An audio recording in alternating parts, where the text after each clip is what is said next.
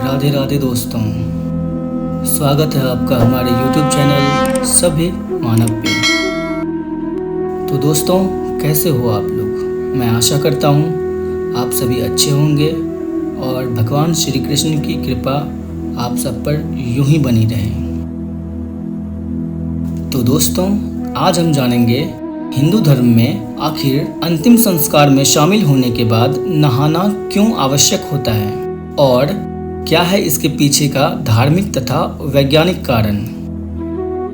तो आइए मित्रों, अब जानते हैं। जब भी किसी मृत व्यक्ति की शव यात्रा निकाली जाती है तो उसके बाद दाह संस्कार के हो जाने के बाद जितने भी लोग उसमें शामिल हुए होते हैं वो नहाते जरूर हैं।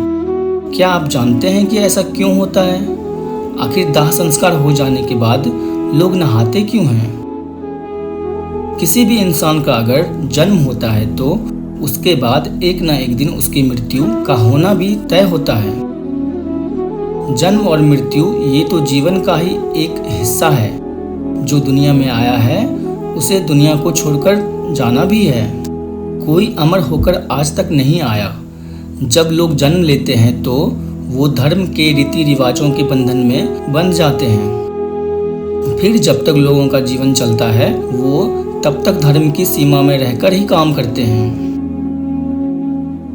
धर्म के अनुसार मृत्यु के बाद के भी काफ़ी सारे रीति रिवाज हैं और इन सब की बहुत ज़्यादा मान्यताएं भी हैं।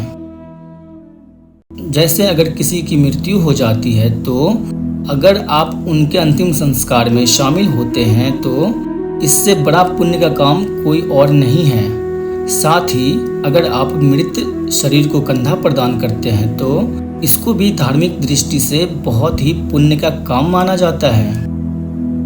वहीं दूसरी ओर यह भी माना जाता है कि अगर किसी का अंतिम संस्कार पूरे रीति रिवाज और वैदिक संस्कृति के साथ किया जाता है तो उसको स्वर्ग की प्राप्ति होती है और उसकी आत्मा को कोई भी कष्ट नहीं होता है।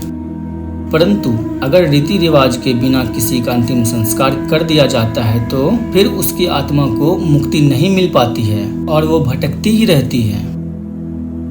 इसके अलावा कई बार आप सभी ने ध्यान दिया होगा कि जब भी किसी मृत व्यक्ति की शव यात्रा निकाली जाती है तो उसके बाद दाह संस्कार के हो जाने के बाद जितने भी लोग उसमें शामिल हुए होते हैं वो नहाते जरूर हैं। क्या आप जानते हैं कि ऐसा क्यों होता है? आखिर दाह संस्कार हो जाने के बाद लोग नहाते क्यों हैं? इसके पीछे वैज्ञानिक और धार्मिक दोनों ही कारण छिपे हुए हैं। हम यहाँ दोनों के बारे में जानेंगे। तो मित्रों, सबसे पहले वैज्ञानिक कारण।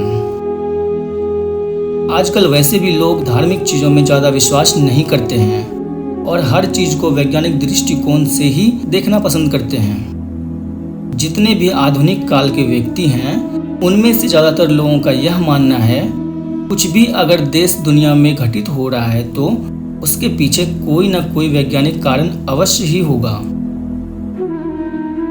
ऐसे में हम सभी के लिए ये जानना बेहद आवश्यक हो जाता है कि दाह संस्कार हो जाने के बाद नहाने के पीछे का वैज्ञानिक कारण क्या है। इसके पीछे का जो विज्ञान है वह यह मानता है कि जब किसी भी व्यक्ति की मृत्यु हो जाती है तो उसका जो मृत शरीर होता है उसमें बहुत सारे बैक्टीरिया अपना स्थान बना लेते हैं और उस पर हावी हो जाते हैं। ऐसे में इन बैक्टीरिया का संक्रमण होने का खतरा बढ़ जाता है।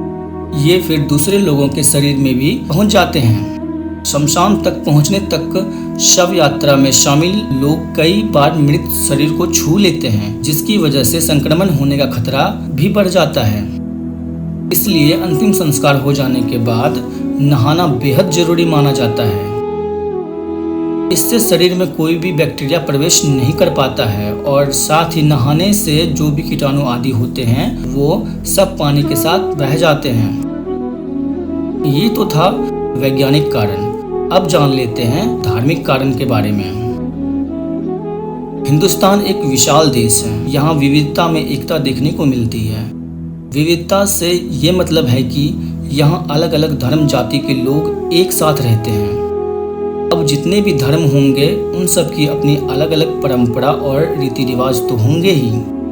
ऐसे में मृत्यु को लेकर भी सबकी अपनी अलग अलग मान्यताएं हैं। हिंदू धर्म में भी बहुत सारी मान्यता है, जिसमें दाह संस्कार हो जाने के बाद नहाने को जरूरी माना गया है। इसलिए जानते हैं कि धार्मिक दृष्टिकोण से इसके पीछे का कारण क्या है। हिंदू धर्म में ऐसा माना जाता है कि शमशान घाट पर लगातार दाह संस्कार होते हैं। ऐसे में वहां पर एक प्रकार की नकारात्मक ऊर्जा पनपने लगती है। यह नकारात्मक ऊर्जा बहुत ज़्यादा खतरनाक होती है। यह इतनी खतरनाक होती है कि किसी भी कमजोर मनोबल के इंसान को हानि भी पहुंचा सकती है। यही कारण भी है कि महिलाओं को शमशान घाट नहीं जाने दिया जाता है। महिलाएं पुरुषों की तुलना में ज़्यादा भावुक होती है, इसलिए उनका मनोबल कमजोर पड़ जाता है। इसके अलावा एक और कारण यह भी है कि जब किसी मृत व्यक्ति का दाह संस्कार किया जाता है तो कुछ समय के लिए उनकी जो आत्मा होती है वो वहीं पर मौजूद रहती है और वो अपनी प्रकृति के हिसाब से कोई हानिकारक प्रभाव भी डाल सकती है। ऐसे में जो भी लोग वहां शामिल होते हैं वो नहाते जरूर हैं। इससे नकारात्मक ऊर्जा तो दूर भागती ही है, साथ ही मृत आत्मा भी मुक्त रहती है और किसी भी तरह की कोई हानि नहीं पहुंचती। तो मित्रों, आज की वीडियो में बस इतना ही। मिलते हैं अगली वीडियो में। और अगर आप भी श्री कृष्ण के सच्चे भक्त हैं तो प्लीज़ वीडियो को लाइक और चैनल को सब्सक्राइब जरूर करें। धन्यवाद।